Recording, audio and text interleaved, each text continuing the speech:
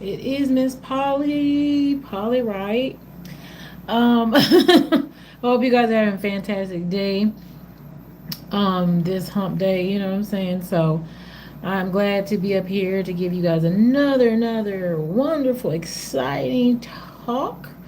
I will say, like I always say, if you are new to the channel, thank you, like and subscribe. If you've been here before, I appreciate the support. Please go ahead and let me know that you're here by saying a hi in the chat. Let them know, roll them know, let them know you're here. Um, I appreciate you guys for coming back in, checking me out, showing some love.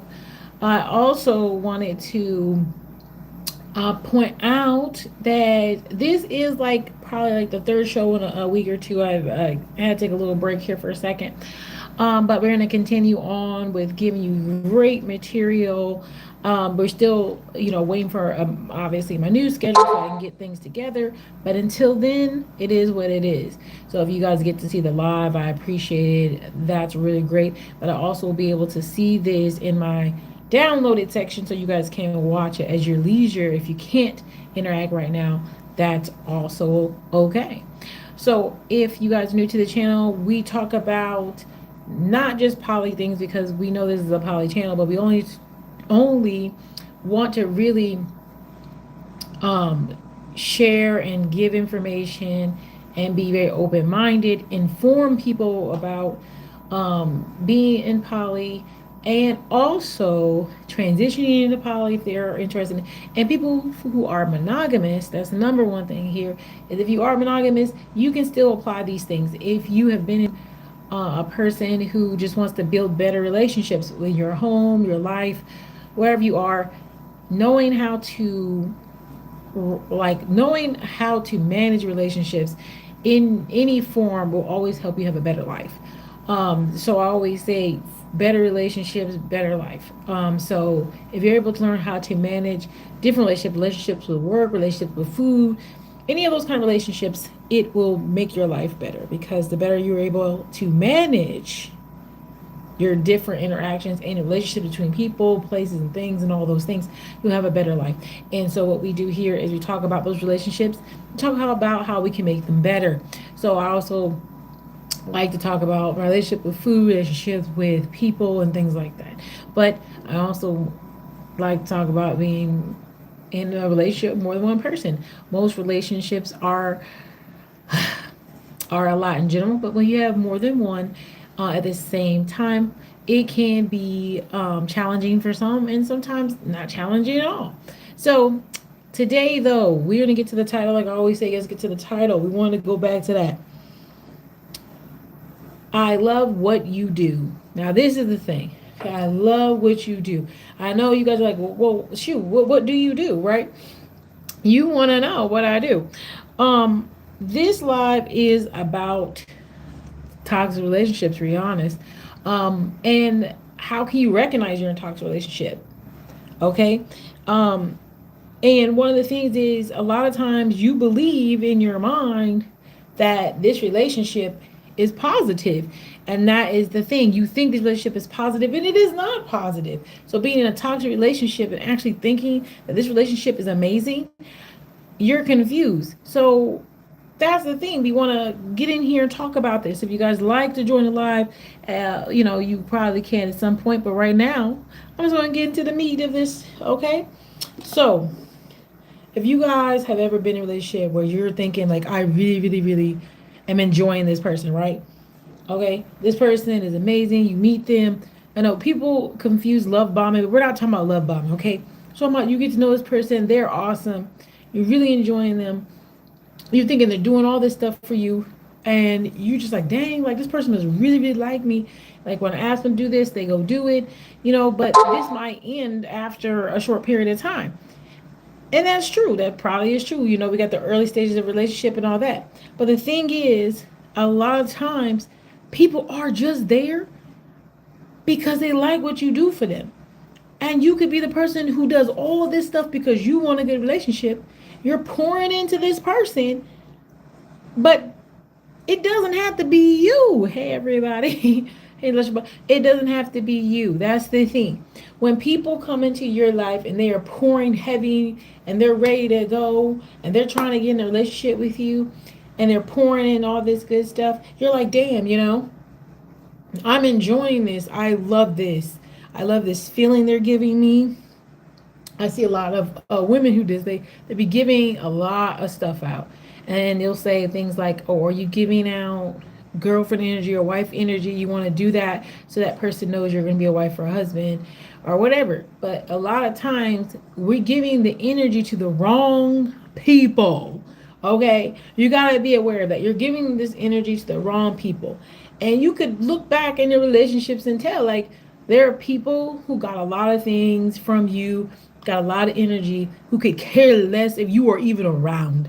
That person don't give a crap if you're around.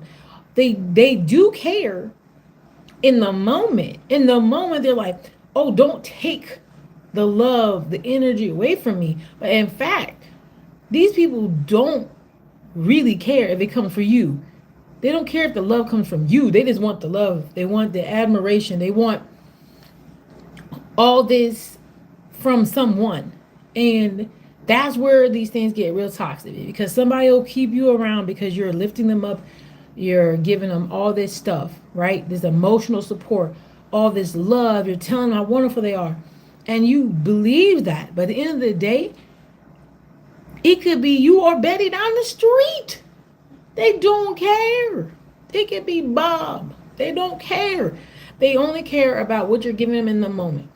And that's the problem. Okay? Does this person really love you? Does someone love you, or do they love what you do for them?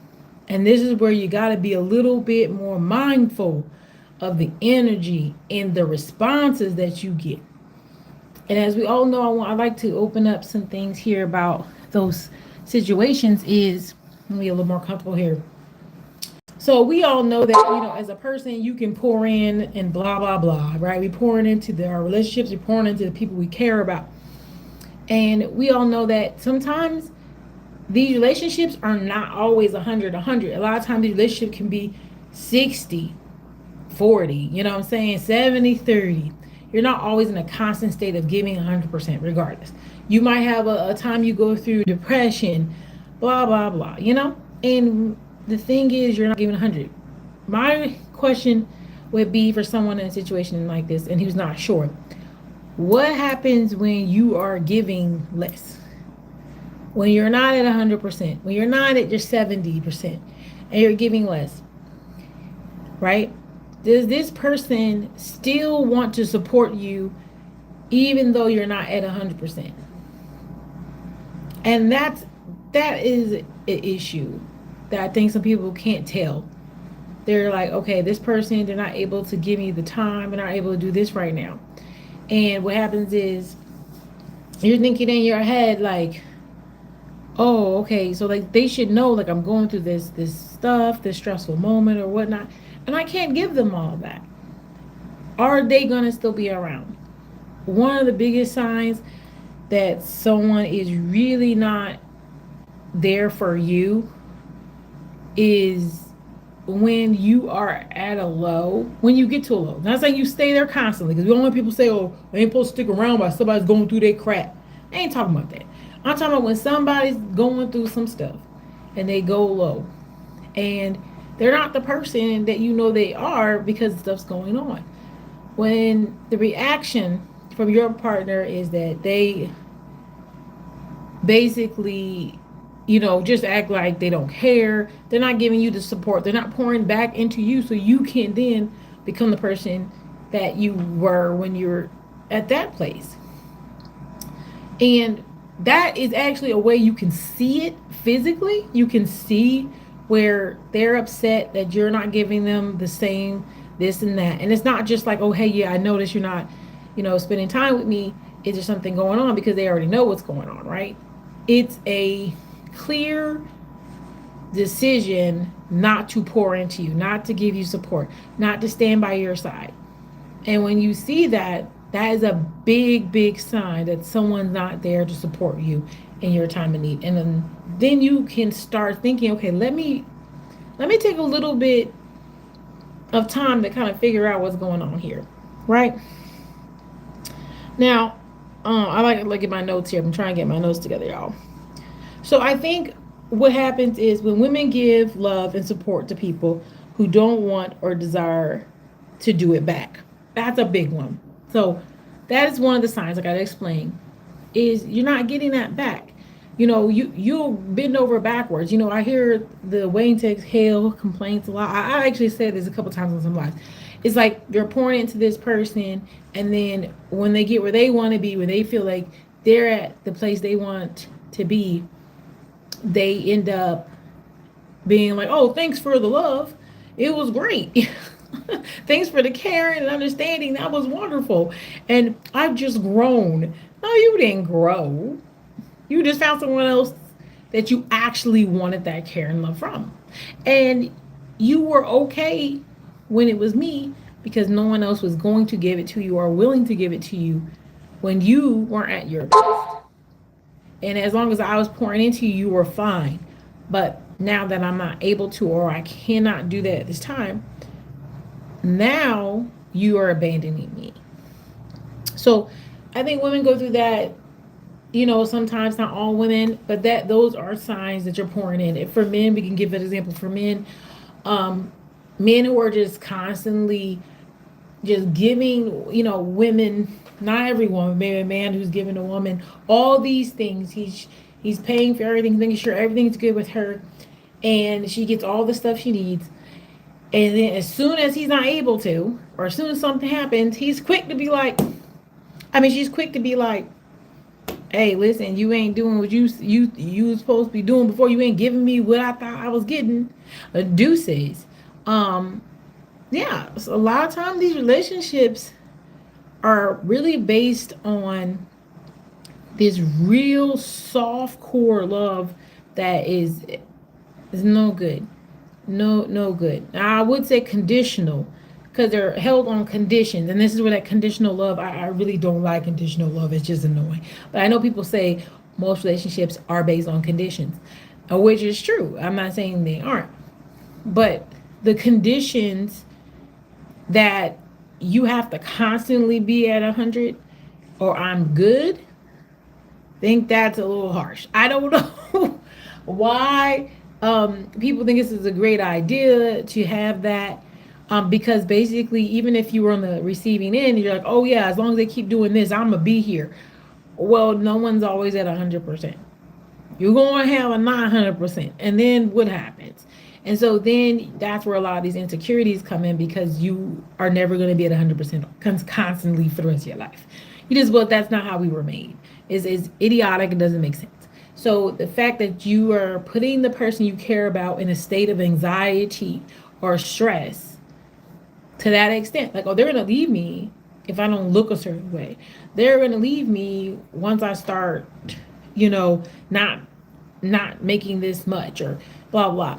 It really causes a lot of stress and anxiety in those relationships. And I want to know if for me, I like unconditional. Because at the end of the day, I know you're going to be here because you want to be here with me. You actually desire and love me for me and the things that I am, what I represent, what I am in my dark, you can love. And that is really hard. Like, you love, you don't love the bad parts of me, but you love it just in general. Like, you love me enough even when I'm at my worst. It's not so worse. It's not so bad that you would leave. Sorry, that was confusing. So I want someone to be here because they want to be here. They make a choice every day to stay in here because they want to stay in here. They're not trying to debate or figure out or calculate how many times I screwed up. They're not trying to calculate how much of this is annoying. And I'm not saying allow people to treat you bad because that's not what we're saying at all. Okay, we're not saying allow people to treat you bad, allow people to abuse and misuse you, and you're supposed to be always accepting. And this is why I said, get those red flags. If you see someone who's not willing to pour into you or who's not willing to stand by your side when things are bad, these are things you do have to think about because there are people like that. And you can't always be There's always going to be someone who's an exception to the rule. So when you put these things out there like, oh, if somebody isn't paying for all your bills, they don't care enough about you. Man, that's some people, but it's not everyone. And so when you meet someone who does the opposite, it's confusing, right? So that's why I say sometimes these things, that's why I find a relationship is a process, because not everyone falls into the same scenario. Okay, but large parties do. So keep going. Now, it's a one-way love. Once you're unable or no longer pouring into them, you are useless. That's what I was saying before. You're a useless person. So it, when you say, does someone really love you or they just love what you do? I think the answer is there are a lot of people who just love what others can do for them. Financially, sexually, let's be honest, um, emotionally. There are a lot of women out here who love the way a man talks to them, but don't like nothing else about them. But they'll let them have sexual interactions with them. They'll let them be around them because what they really are seeking is something else. And it can do other stuff too. Like men, there are men who allow women to mistreat them and act wild and talk too many kind of way because the only thing they're really looking for is validation from other men that they got a baddie.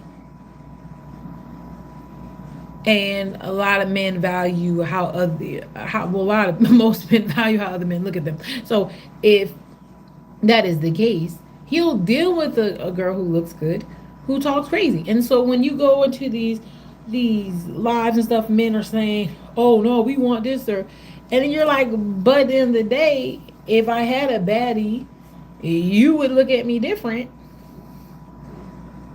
Yeah, he's gonna pick the baddie. And instead of the girl who doesn't look like a baddie, we'll just say that. We won't say what they look, but they don't look a baddie. And she treats him right. He would overlook that and say, maybe I can still talk to the baddie. She at least gonna leave. I'm gonna have access. I'm attracted to her. So there's a lot of people who will be in these relationships, and it's not just it's toxic and it's a security issue. When I mean by security issues is you want to feel secure in who you are as a person. And if you're in a relationship where you already know the only reason this person's with you is for money or whatever, that can cause a lot of insecurity because as soon as you hear or see something, you're like, oh my gosh, they're going to leave. And realistically, because we're talking about conditional relationships, that is true. They would probably leave. So I think that a lot of relationships now are based off of that. Most relationships are not based off of unconditional relationships. Do I think people shouldn't have conditions? I didn't say that. I want you guys to know I did not say that. I think if you have conditions, they should be reasonable conditions. Okay? Reasonable conditions. I'm going to check it down here. I'll read some of this too. Reasonable conditions. If your condition is, I want a man who works because I want to see that he works as much as me. Or I want to see, I'm not even going to judge anybody. If you want a man who has a job, okay, well, that's basic. I think anyone who has basic standards, which I'm going to say is basic, is that you're asking, can they take care of themselves? That's fine. I think that is a reasonable request. Okay, and the reason I'm saying it's reasonable because you're not asking to do something that you wouldn't do or you couldn't do. And some people have requests that are outside of that box. And they might be like, well, I don't want to do it. Okay, so where's your sacrifice? You have to make a sacrifice to get something sometimes. So if you're like, hey, listen, I'm not willing to work 60 hours. Okay, but I'll make a compromise. Now, these are conditions. I'll make a compromise. Okay, so that's why I said sometimes the conditions are based on certain things, but make them reasonable and go from there. Now, everybody's conditions will be the same, and they shouldn't be because we're not all the same. So I will say for this conversation, I didn't really want it extremely long. I appreciate you hold on for 20 minutes, but I love what you do. is, I think, overlooked in the generation, because a lot of people say, oh, I love this person, and I think they're incorrect. They don't love that person. They love what they do for them. And that is what people are falling in love with. They're falling in love with the actual act of being supportive, the act of financially being stable. They're in love with things that aren't the actual person. They're not in love with, they, when you ask someone, do you love them? And when they give an explanation, because some people get tied up and like, oh, do I love this person? And when someone asks me, do I love them, you ask them why. Why do you love me? And a lot of times they'll say things like, I love you because you're nice. You do, you do what I ask you to do, without questioning it all the time. You go and, you buy me flowers. But if you really listen to what they say, a lot of times it's just stuff that you do for them. And I'm not saying you shouldn't love the stuff that someone does for you, but why do you love them if they couldn't do those things? And I think if you can come up with some good information, some good answers, that's someone you really care about. And it has to be deeper than the surface. Why do you actually love me? And sometimes you have to get a little guidance, because some people don't have the words to express, which is valid. But for the most part, when you ask someone that question, they're not giving out information on why they love you. They're giving on reasons why they love you is because of what you do for them. And it's nothing more than that. And in a situation where you find that out, you might want to look into doing something about that. Having some more conversations, kind of going back in your relationship and trying to find, some other things that connect you. Because if it's only that, then it's very, very shallow. And a lot of times the relationships are not, they don't last, to be honest. They can last a while because, conditions sometimes can make you stay. But you should ask your partner that. And really try to find somebody who really just loves you for just being you. And so that's all I wanted to share with you guys. Sorry, I gotta go. But I appreciate you guys for stopping in the live. Woo! We're gonna have some more lives. I'm gonna try to do some pre-records and stuff while I have some time. But thank you guys for stopping in. Much, much love. I appreciate everybody who came in here and showed me some loves, and we're gonna a lot of people were saying some silly stuff in here, so I appreciate you guys for stopping in. Please like the video. I only got 4 likes, and I know a lot of y'all came up in here. So I will see you guys another time on the flip side, and I'm out. Bye.